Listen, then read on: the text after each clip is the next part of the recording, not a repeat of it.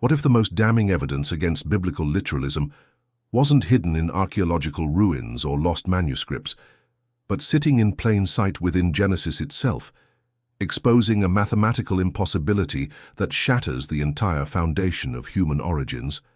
Cain built a city. Genesis 4:17 states this unambiguously, yet according to Scripture's own chronology, only 4 humans existed when he laid its foundations: Adam, Eve, Cain, and his unnamed wife, whose origin the text mysteriously omits. 4 people, an entire city.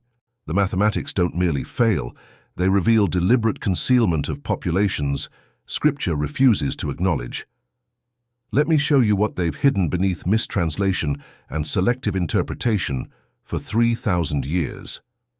The Hebrew text exposes the deception immediately when Genesis 4:17 declares, Vayeda Cain et ishto vatahar vateled et chanok vayehi bone ir.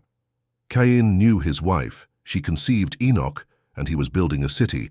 The verb bone doesn't indicate past completion. It's a participle expressing continuous action. Cain wasn't just constructing buildings, he was establishing an ongoing urban development project, the kind requiring architects, laborers, supply chains, administrative systems, infrastructure impossible without substantial existing populations. But here's where translation betrays truth. The word rendered as city, ir, in Hebrew, doesn't mean what modern readers imagine. It derives from the root meaning to watch, to be vigilant, to maintain surveillance. And ir wasn't merely urban settlement, it was an observation post, a monitoring station, an administrative center overseeing surrounding territories. Cain wasn't building houses, he was constructing command infrastructure. For whom? If humanity consisted of 4 individuals plus 1 newborn who required administration, who needed surveillance, who populated the territories requiring oversight? The answer emerges when you examine what Scripture desperately tries to conceal through calculated omission. Watch how the narrative fractures under scrutiny. Genesis 4:14 records Cain's terror after his judgment. Vahaya kol motz I yahargeni. Anyone who finds me will kill me. The Hebrew kol means all, every, the totality of. Cain fears universal hostility from anyone encountering him. But if only his parents and deceased brother existed, who were these potential killers? Who populated the earth beyond Eden's boundaries that Cain knew would recognize him as marked for termination? The control system's response proves even more revealing. Genesis 4:15 states, Vayasem y dwch le Cain, ot levilti hakot oto kol motz, otu. You placed upon Cain a sign preventing anyone finding him from striking him. The protection wasn't against Adam or Eve. It was universal identification, preventing elimination by unspecified populations already inhabiting regions Cain would traverse. Populations the text acknowledges through their very omission. Now observe the archaeological evidence Scripture's authors couldn't have anticipated we'd uncover. The ancient city of Eridu in Mesopotamia, founded around 5,400 BCE, contained sophisticated urban planning, specialized labor divisions, complex administrative systems. Thousands of years before biblical chronology places Adam's creation. Jericho's walls date to 8,000 BCE. Çatalhöyük housed 10,000 residents by 7,000 BCE. These weren't camps or villages. They were cities requiring exactly the infrastructure Cain was establishing. The Sumerian king list preserves the memory. It speaks of cities before the flood: Eridu, Bad Tibira, Larak, Sippar, Shuruppak. 5 antediluvian urban centers, each with designated rulers, each maintaining populations requiring governance. The same pre-flood world Genesis acknowledges existed, but refuses to populate with anyone except Adam's immediate descendants. But the Hebrew text slips. It reveals too much. Genesis 4:17 continues, Vayikra Shem Hair Keshem Beno Chanoch. He named the city after his son Enoch. The construction Keshem doesn't mean giving an identical name.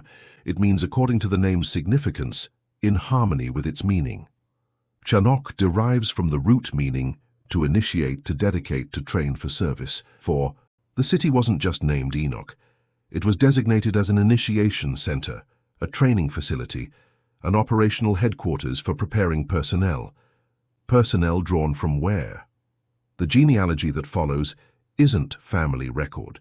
It's administrative succession. Each name describes function within expanding operational infrastructure. Irad, IR plus Rad, meaning city administrator, urban commander. Mehujael, struck by El, meaning modified or enhanced by the Elohim. Methushael, man of El, operative of the divine hierarchy. Lamech, powerful, representing consolidated authority. These aren't children. They're titles, positions within an expanding bureaucratic system managing populations the text refuses to explicitly acknowledge, because admitting their existence would shatter the carefully constructed narrative of Adamic exclusivity. Consider what Lamech's declaration reveals. Genesis 4:23 records him announcing to his wives, plural, note the immediate population expansion, Ki ish haragti lifitsi v'yeled l'shaburati, conventionally translated as killing a man for wounding him, a young man for bruising him. But examine the actual Hebrew. Lifitsi doesn't mean for my wound. The prefix el indicates purpose, intention. He killed a man to create his wound, to establish his injury.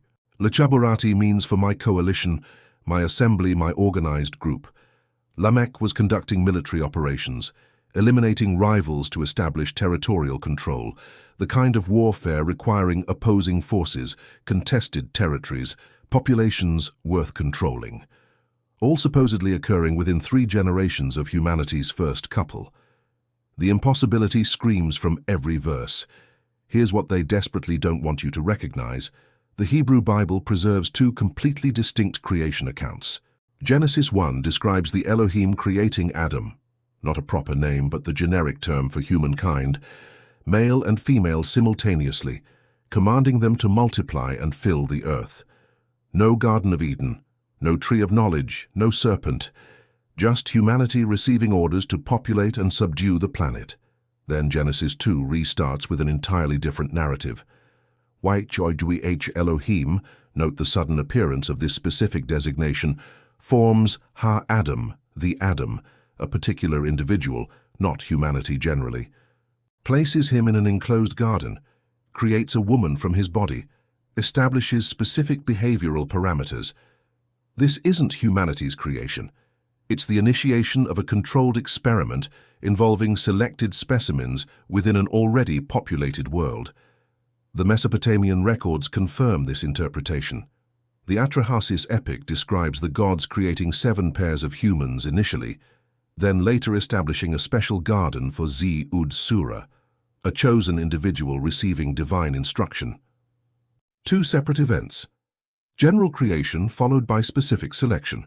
The same pattern Genesis preserves but obscures through editorial manipulation. When Cain departed to Nod, not a place but a condition, meaning wandering or displacement, he entered territories populated by Genesis 1's humanity. The ones created before Eden's experiment, the ones who built cities, developed metallurgy, created musical instruments, established trade networks. The civilization Cain's descendants didn't originate, but infiltrated and administered. The text even admits this multiplication. Genesis 6:1 states, Vayahi ki hechel ha'adam larov al panei ha'adama. When humanity began to multiply upon the earth's surface, not Adam's descendants, ha'adam, the generic humanity, multiplying across the planet. While Genesis meticulously tracks Seth's lineage through specific genealogies, it simultaneously acknowledges explosive population. Growth it can't account for through Adamic descent alone, because they weren't all Adamic. Think about what this means. The biblical narrative doesn't describe humanity's origins. It documents the introduction of a specific genetic line, Adam's lineage, into an already populated world. Eden wasn't the beginning.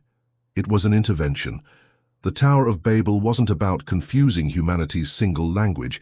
It was about disrupting communication between Adamic descendants and the pre-existing populations they were never supposed to integrate with. The flood wasn't global extinction. It was regional containment. Eliminating hybrid populations while preserving Noah's pure Adamic genetics. The Hebrew tamim used to describe Noah doesn't mean morally perfect. It's the same term used for unblemished sacrificial animals, genetically uncorrupted, maintaining the experimental parameters Eden initiated. The evidence surrounds us. Genetic studies reveal humanity didn't descend from a single pair. Mitochondrial Eve and Y-chromosomal Adam lived thousands of years apart. Multiple hominin species coexisted and interbred. Denisovans, Neanderthals, Homo sapiens, exchanging genetic material across continents and millennia. The exact scenario Genesis accidentally preserves through its contradictions. When Scripture says Cain built a city, it's telling the truth, but not the truth they want you to believe. He built administrative infrastructure for managing populations that shouldn't exist according to biblical literalism. Populations that prove Eden wasn't humanity's beginning, but a localized experiment within an already thriving world. Every archaeological discovery confirms it. Every genetic study validates it. Every careful reading of the original Hebrew exposes it. Cain's city wasn't impossible. It was inevitable, because the world was already full of people. People Genesis knows existed but can't acknowledge, without destroying its entire theological framework. The question isn't how Cain built a city with only 4 humans on earth. The question is why they needed you to believe there were only 4. What were they hiding about humanity's true origins? And why did they work so hard to convince you that Adam was the first, when their own text proves he wasn't? Next time, we'll decode the most dangerous verse in Scripture. Genesis 6:2. The sons of Elohim saw the daughters of men were beautiful, and took wives from among them. But these weren't angels falling for human women. The Hebrew reveals something far more unsettling. These were members of the command structure, violating operational protocols by breeding with unauthorized populations. And what they produced required complete sterilization of the contaminated regions. The flood wasn't divine judgment. It was a containment protocol. And understanding what they were containing reveals why your genetics, your very existence, represents the failure of their original experiment. You weren't supposed to be here. None of us were. And they've spent 3,000 years making sure you never figured that out. Don't let them win. Come back for the next revelation that changes everything you thought you knew about the sons of God and the daughters of men. The truth has been hidden long enough.